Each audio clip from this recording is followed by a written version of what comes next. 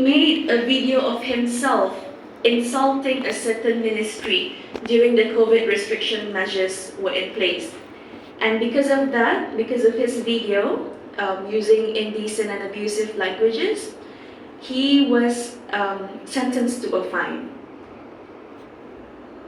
Next slide, please. So, next slide. This slide is on Personal Data Protection Order 2025. So this is a new order that has come to light, and this order is also available for viewing at our AGC website if you wish to. So for the purpose of the presentation today, I will only touch on one section. Next slide, please. Which is on section 33 regarding improper use of personal data. So if a person makes use of a personal data that is in his or her possession under the control of an organization or a public agency without authorization, next slide, and that by using that data, he obtains a gain for himself or causes harm or loss to the person whom data is being used, so it is an offense under this order. So, for example, like, let's say he works at a certain department where the person would have access to his details, like his IC number, his banking details, and everything. So he then decided to use, So he then decided to use that particulars of the victim for his own personal gain. For example, to buy himself a car. So this could be an offense under this section, but it could also be an offense under cheating, whereby he is personating someone else. Next slide, please. So the next slide is on Computer Misuse Act, Chapter 194. Next slide.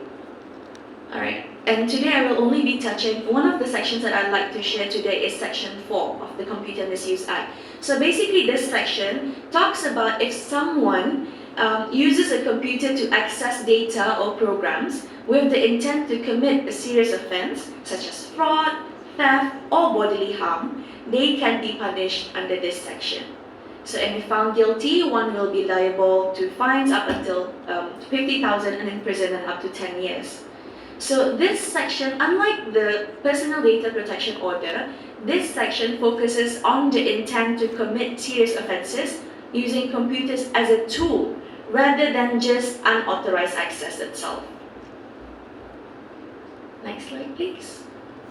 Alright, I won't be touching on this, but as we all know, Brunei is also a party to the CRC. So, to promote protection from violence, protection of children from sexual abuse, and also protection of children from exploitation. Next slide, please. Right. So I believe the presenters from last week's session may have already covered this, since we did. There was a representative from the Royal Brunei Police Force. However, I will just go through this briefly. So, what happens if a person is a victim of violence? One, they can lodge a report to the police or to others, generally to anyone. For example, their teachers or the hospital or JAPEM. There are always people who can then redirect their report to the police. So, after the police investigates, upon completion of their investigation, they will then forward to our AGC office for our prosecutors to assess the files. Should there be sufficient evidence, the prosecution will then proceed to charge the accused person or bring them to court. So thereafter, the court will then decide upon the accused's guilty plea, or if found guilty, sentencing then comes in. This means that the court will then hand down the punishment, such as imprisonment, fine, or whipping to the accused person. Okay, I believe that will go into my final slide. Right. So, while the legal frameworks and policies exist to address the protection of women and girls, ensuring their safety in the digital sphere requires a whole of government and a whole of nation approach. Everyone plays a role, not only in safeguarding women and girls online, but also in promoting their well-being in the everyday world. With that, I thank you.